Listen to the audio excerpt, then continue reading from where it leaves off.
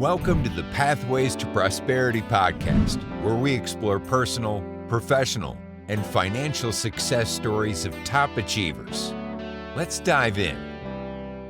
Hey, this is Tristan with TNT, Pathways of Prosperity. This is my good friend Lawrence. I've known for years. Actually, we started first in Texas, Brazil, and now we've been friends for 5+ years. I get, yeah, wow, 5+ years. And we're gonna talk about his entrepreneurship, being in the paving business. He actually owns a business called Northline Home Improvement, and that's what we're gonna try to talk about. So, Lawrence, like, what could you do, and like, what kind of snapshot could you give us and the viewers about the paving business right now? What sets you apart from others? All right, so I've been in business for 3 years, right? And for what I experienced, for me, what really works is the relationship with the customer, is getting to know the customer and what's their feeling, what's their need, and not trying to break their bank or try to overcharge them, but also not go down and hurt yourself. So try to get where we both come into like a diplomatic agreement, and I take care of my customer, he's happy, she's happy, and I'm happy, and I can see that that money was put into something that kind of changed their life or changed their their house, and they're like, okay, they're very satisfied. Making people satisfied with a little bit of work or a lot, depending on what's being done, it's very, for me, it's like what pays off and what sets me apart from some people just go for going to bring their prices down to get the jobs, and they're fighting a big war. I'm trying to go directly to the customer, see what they're feeling, and build a relationship with them. Like my company is based off word of mouth. We don't have a lot of marketing. We're getting into that right now. It's a still need that we have to. You got to have that too. But we've been survived for 3 years, and we've been word of mouth. Customer recommends another customer. We take care of everyone. We take care of the neighbor, and we all keep going. We're local in Jacksonville, Florida. I do St. Augustine, Fernandina. I actually been doing all over Florida, and yeah, it's been this year has been a very good year. I mean, I learned a lot, did a lot of mistakes, but been growing from that, and very grateful for what's been happening. And that's what I got for now. We're focused and learning more every time, trying to learn something new and make sure your customers being taken care of. You give your word, you go there and you do it. We're not always perfect, but as long as we keep it real and we try to get stuff done the right way, I feel like that's what the customer wants. They want somebody responsible to take care of their stuff. Yeah, I mean, honestly, the personability and like, I feel like nowadays the attention of just being personable with the customers is something that really strives and makes everyone different. And I think that's like a major thing that a lot of people are now forgetting, because everything's moving so fast. Everything's moving so quickly that no one's really trying to be as personable. Like, even with AI, like, there's no more like, if a customer has a complaint or something, you talk to AI. You don't talk to an actual human being. So being able to be communicative with them is a really big thing. I think that's like a very big set apart from a lot of people. And it sounds like what you're doing really well on. Like I said, you're doing mainly word of mouth, and I think that's really cool. And I think that's like, it's hard, like, to kind of get your name out there and just be and have that respect of the community. So there's a lot of competition in the paving space and the whole area. Like, what do you think sets you apart mainly, and what comes easy to you that challenges others in the business? Can you repeat that again? Sorry, just No, you're good. So I was saying, like, there's a lot of competition. Like, so what do you think sets you apart from other pavers and other people in that industry? And what comes easier to you that might be challenging to others that you've seen in the industry? So for me, I would say I'm a hardscaper. I just don't do pavers. I'm into hardscaping. So when we do masonry work, and we do retaining walls. We do a little bit of, finish, like travertine, tile work. So what I'm looking at the big picture, right? I try to make the all over, like I do a lot of patios. That's my big thing, right? And I try to make patios where the customer goes, like I have ideas and I've learned that, with the years, and I like to listen to the customer as well because I want to make every job customized for them, right? So when they look at something, I'm like, what do you like? The colors and what really brings, what I try to have that conversation with the customer and feel them. I feel like, you got to you don't sell the product, you sell the need, right? So yeah, that's what you can, you get your value on the need, like what they need, what they're looking for and what the other people don't have. So like I remember there was a time where there was no pavers, like everything was like everything was really tight, like was product wise, there's a shortage all over. And people weren't doing their jobs because they didn't have enough pavers. 2,000 square feet of pavers and they couldn't get it ordered. They have to wait 3-4 months.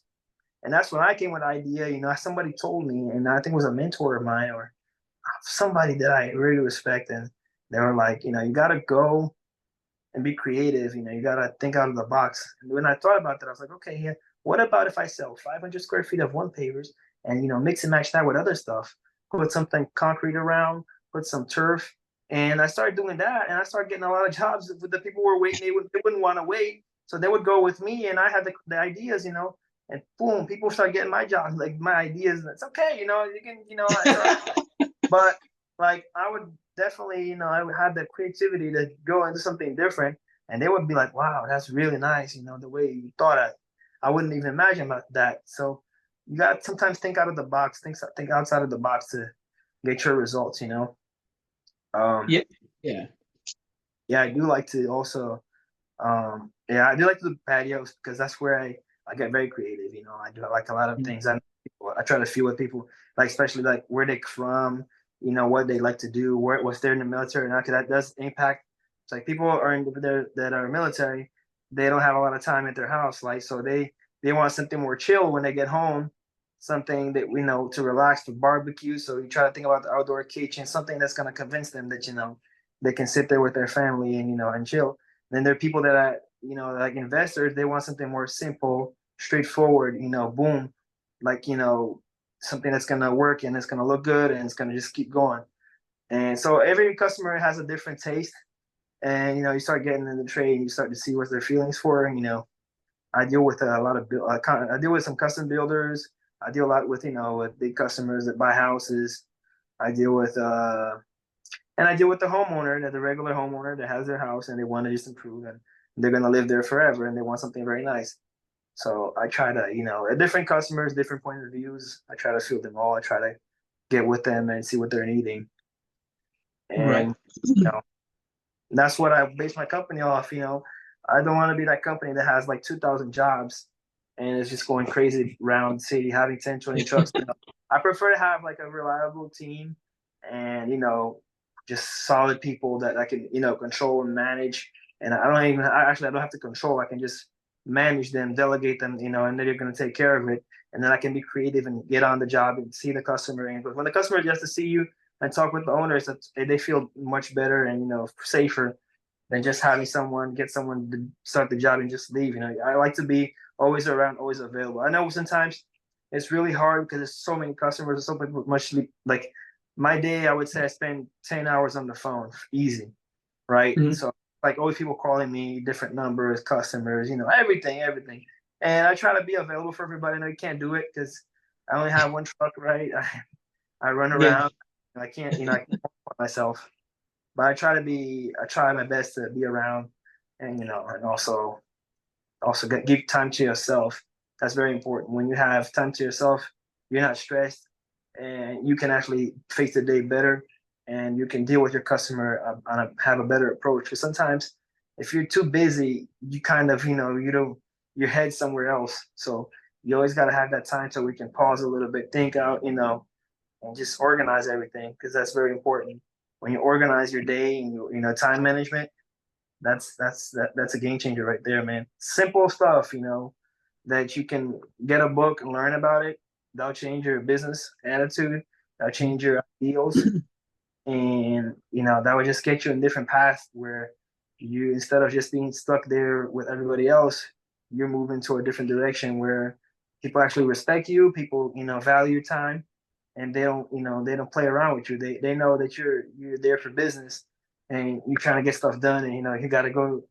If they don't have, if they don't want to, if they want somebody else, then they'll just go with somebody else. But if they feel like that you have the confidence and you know what you're doing and you're a busy man, then they'll just like, okay, let's value that time and let's get stuff done right, and then you can actually charge better and take care of the customer for real because you actually, you give yourself, you respect yourself, and also, show the customer that you're really there to build a relationship and take care of their stuff, not to just get the money and go.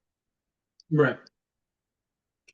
Yeah, that's that's the thing is we hit on to something that a lot of people don't understand. It's like you said, like you don't want to have 200 jobs, 200 jobs, right? You want to be able to custom and pick your jobs because you want to be very specific to them.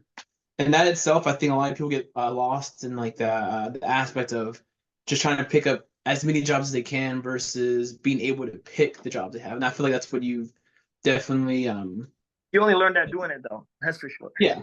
In the beginning, you think you just don't. Yeah, no, I trust me. Like that's what I'm learning right now too in the industry. Is just not you can't just pick every job. You have to really understand like what your niche, and that's what you will honestly just what that's what you become, right? Like your niche is what makes you unique. And I think that like a lot of people want this to be like very general, but like that's what we're doing. Like, we always want to be very unique to like our customer. We want to or to our avatar, and that's like something that I'm not like you said. You learn on the job. You learn as you go. Yeah. So if there was someone listening, if someone listening to us right now wants to get better at the hardscaping business, like what would you suggest and what tips would you give them right now? If they want to get better in the hardscaping business, Hmm. I would do three things, and this is what I learned. Right, first, get the best tools that you can put your money on. Like don't get a crappy saw. Get a good saw. Get something, a good blade. Get good tools. Good tools will make your job much easier. You will get, your body will thank you, and you will have better results. Even if you're 20 years old, 30 years, 50 years of an experience, when you got better tools, like if you know a little bit what you're doing, or just have a good experience, you can compete with a guy that has 50 years in work. Even if they have a dull saw, and you have a good one, you cut better than him. So get some good tools. Make sure you have maintenance on those tools. Right, that would be tip number one. The second thing is, always try to learn more and know less, because I've been through people like, they know everything and they don't know it. They don't know they don't know nada. And I always try to, like I'm working with a guy now, a mason, and I'm not a professional mason. I'm good at brickwork. I'm good at, laying blocks. But this guy is 50 years has 50 years experience mason. He's teaching me stuff that I didn't know. So I'm just learning, man. I don't tell him nothing. If I see something kind of that's like off, I know he knows what he's doing. I try to just ask him, what do you think about this? He's like, oh, this is a little bit, but he got it. So this guy has so much experience that even him doing wrong is better than most people. So it's like this guy, he's a pro, and I'm learning with him. So I try to always learn, listen more and talk less. Of course, you gotta have confidence and know what you're doing. But when you get someone that's better than you, and it's going to be always a bigger fish in the sea, you're gonna learn. You're gonna want to learn from those people, and like a sponge, you're gonna absorb all that information because it's always it's wise man was always able to learn more, right? Right. And the third thing that I would is discipline, man. Do have discipline. If you show up at time, the customer expects you to be there at 7, be there at 7. I'm working on that right now. I used to be much better, but I got a little bit busy, and but I'm getting back there now. But I have the customers; they trust me because they know I'm reliable, so they know I'm going to show up. I tell them, "Oh, you got a little backed up," but and for the beginning that you're starting, show up on time, man. Get there before. When you're disciplined, they see you as professional. You dress right. You don't have to like wear nothing crazy, but wear a nice shirt, something that's simple. Nothing. dress professionally, pants, I would say. Just when you go quote a job or you want to talk, see the job, dress as you're a guy that works in construction and know what you're doing. Mhm. And since you're starting out, make sure you know what you're doing so you can get there and yourself in the right path, because I see a lot of people that try to start and they don't know nothing. Oh, I know somebody. But yeah, if that somebody doesn't show up, then you just burn yourself. And that's not really good to burn yourself starting. So you gotta first, be able to do the job. Second, have good stuff, good material, good tools.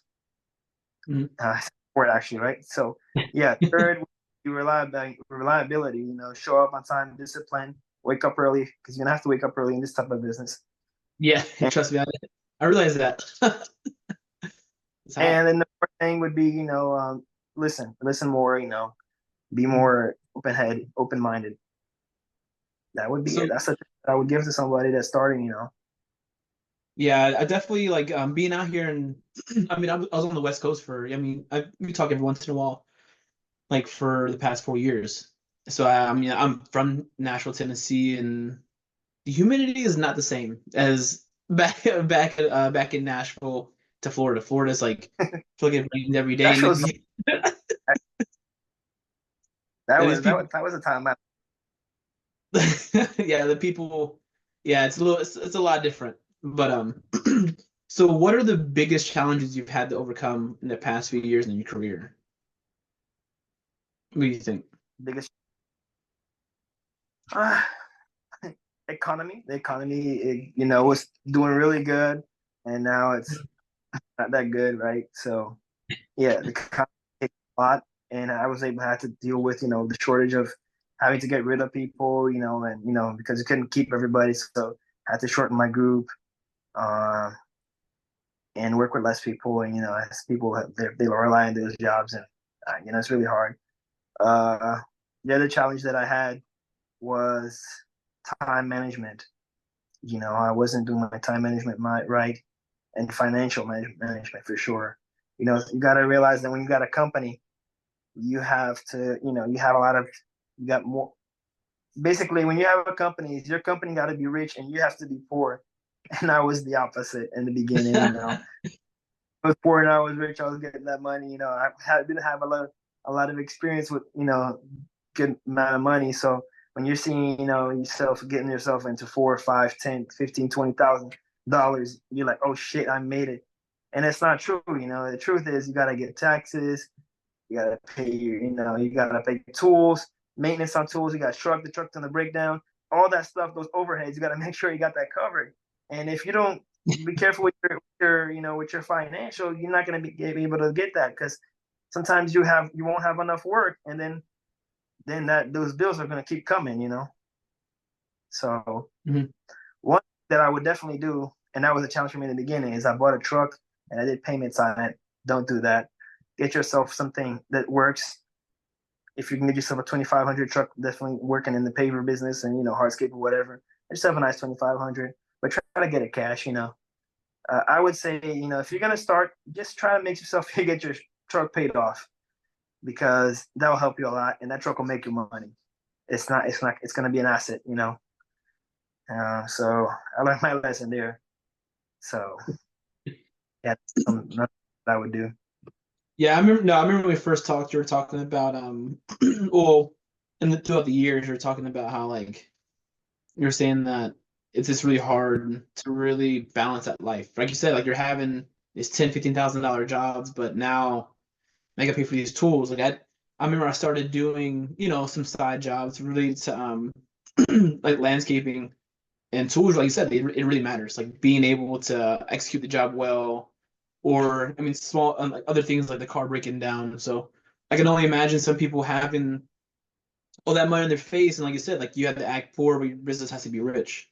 I think that's pretty funny. It's true. I mean, you have to put as much money as you can into it first, so you can reap the benefits in the future. But Oh yeah, tell you, literally like stuff break down when you don't expect it to. Like mm, you have 20 grand in your account, nothing's gonna break. But when you have $500 in your account, that's when everything goes down the hill. You know, car insurance or should I fix my car? It's like, bro, it happens just like that, man. So that's why you got to organize yourself, man. Make sure you have your some cash sitting or somewhere to cover those expenses. Like get yourself taken care of. Like, the best thing is to act broke. But I would say that don't go out if you want to succeed in business. The first 2 years, I would say, try not to spend money, man. Just try invest on the business. If you can work and not have to pay people to work, get less labor, try to get yourself, working more, and then you're gonna value your money more because if you're out there in the field working, you're gonna be like, hell, nah, I've been out in the sun all that day, all night, all day. I don't understand like that. So you're gonna value yourself more, and then you can have, you can get a crew, but make sure you're out there working, and people will actually your crew will respect you more for that, as they see you're out there in the field and you're also out there. It's like a war, if you're out there in the field and you have a team, right, and you're the boss or you're the sergeant, and if you're a team leader and if you're not going out there, the guys are gonna be like, nah, fuck you, bro. Sorry to say that like that, but they're gonna get shot by this guy. This is the guy sitting there in the chair. No, sometimes in the beginning you got to go out there and show that you're with them, and then you can lay back a little bit and worry about other stuff. But in the beginning, it's really important for you to be out there in the field. I would say that's my experience. Mhm. No, like now I can definitely, like you said, in being a business owner, it's you set the example. So if you leave early, then they want to leave early. It's like I'm learning, and we both talk every once in a while throughout the days recently, and we're both. You're working mainly in the field, and I'm working in the 7 o'clock in the morning till 11, right? And like other people, employees, will leave at like what, like 5 or something like that. But you're still working, thinking about new ideas, trying to be the next, and be better as much as you can. So a lot of people, just in general, have been thinking about the future. Like you said, the economy is kind of going backwards, and like it isn't producing as well as it used to. But people are also looking to like create passive income or to even enhance or replace their current income. Like, what are your thoughts about like ways of doing that? Do you think? In the paper industry, Well, it is in general, not just in there, or maybe in the paper industry, or just in industry in general. Like, what do you think would be able to kind of help produce that passive income? Maybe maybe in the paper industry, or even the hardscaping industry, or is it general? passive income, I would say investment, right? I see a lot of old school paper guys. They would buy homes and they will put them to rent, or they open their own paper yard and they sell papers. And that's a way to say that they got a passive income, because I would say, like, after they, how can I say this? There's always papers gonna have to be bought, right? And when you get your, yeah, of course you get. I mean, that's a way where you can have someone there just getting those pavers and loading those trucks, and someone there at the desk taking care of it. You don't have to be at the job, and Mm-hmm. that's a way to say that you can go to sleep and that company's running, right? Because you're just buying material and selling, and you just got the name there that you're the owner. So I would say that's a way to have, if you're making a lot of money in pavers and you want to have something where you have to stress less about going out the field, and you want something that's easier, you can buy the material and sell it and buy the, aggregate or stuff like that. I mean, that's one way. Another way I would say investing. And the big thing now is investments, right? People are going to cryptocurrencies and, try to figure their way into that world. I invest in, I don't make big investments right now, but I'm investing over in my country of Airbnb. And, Okay. that's what I do that's my way of trying to set my retirement plan. Mm-hmm. Everybody each their own, right? Everybody have different ideas. I would say also tool renting. If you have like a lot of tools, you're not very busy. It's a good way to, make some extra cash. On the side, you can rent your tools out. Make sure you rent to the people that are local, and they're that and then after you get some, you can start something bigger. But yeah, that's simple ways of, I would say, passive income in my business. Actually, my business, I think, is more of getting each job done and getting paid. I mean, you could be a salesman, you can get the job and find someone to do it for you. But I don't think with this competitive market out there, I don't think you're going to make a killing. You're not going to make that, much amount of money, but you will make some. And if you're a good salesman, you probably make some good money, but you still got to sell. You still got to go out there and get those jobs. So it's really hard for me to talk about the passive income, because I'm not really big on that right now. Right. But I mean, still, like, it's still the fact that you're thinking about it, right? I mean, a lot of people don't think about the passive income till it's too late. So it's just being able to kind of think about it, trying to also just be at one step ahead of the game, like you're doing right in your business. So as we're wrapping up on the interview and everything, man, what exciting plans or initiatives do you have in the next few months? Is there any like exciting works that you're doing right now? Like, is there anything crazy that's happening in your over there where you are? I'm trying to get with my friends into the systems, Yeah. and I also, yeah, I'm trying to get more into the mason part, where you do the summer kitchen and fireplaces and stuff like that. I'm moving a little bit out of the install, like the driveway paver install on the floor, and trying to get more into the artwork. That's what I'm trying to get by, get better and better, and try to get into that route, because I feel like right now for me it's a better path, since I don't want to have a big crew. And yeah, I have a couple of stuff that's coming up, like we have this military job that we're doing on a Air Force facility, and it's pretty good one. What's over there in the military base? Like, what specifically? We're doing like brickwork and pavers, and a little bit. Also I have this job bid on, but it's a coal complex, pave it up. It's a bunch of bids, so just gonna send a bid over. And I got a couple of investors that are coming into town, and I got their numbers, and they got in touch with me, and it looks like we're gonna be doing some business. But yeah, other than that, everything is pretty good, and it's just one by one, we're customer by customer. All right. Well, thanks, Lawrence, for taking your time today and just sharing some insights and tips with us. If people want to connect with you, like, what should they do? Like, how should they connect with you? Like, is there any way to, like, on Facebook or on Instagram? Like, what's like your my work over? So my Instagram is hashtag Northline Improvements, Northline Home Improvement. And yes, the best way to get in touch with me, my company, talk about work and stuff like that. That would be it. And thank you, man. It was a pleasure. Very happy for you. Of course. No, I mean, I definitely thought about some people that definitely wanna share the insights. I mean, we've talked about this all the time. We've talked about since we were younger. Yeah. I used to work in a restaurant, in a steakhouse, and that was pretty cool, because we had kind of the same ideas and we've been talking over, dreaming these things, and now it's happening. But I like we gotta have the same ideals and same mentality. We always focus and get it done, get it going, bro. And that's the spirit. Gotta go after it. It won't come to you if you don't go after it. Well, man. Well, I'm in the podcast. I hope you have a great day, man. And like I said, follow him at Northline Home Improvement, right, on Instagram, hashtag, right? Yes, sir. Yeah, gotcha, man. We'll kind of go from there. I'll talk to you later. All right, man. My pleasure. Have a great day.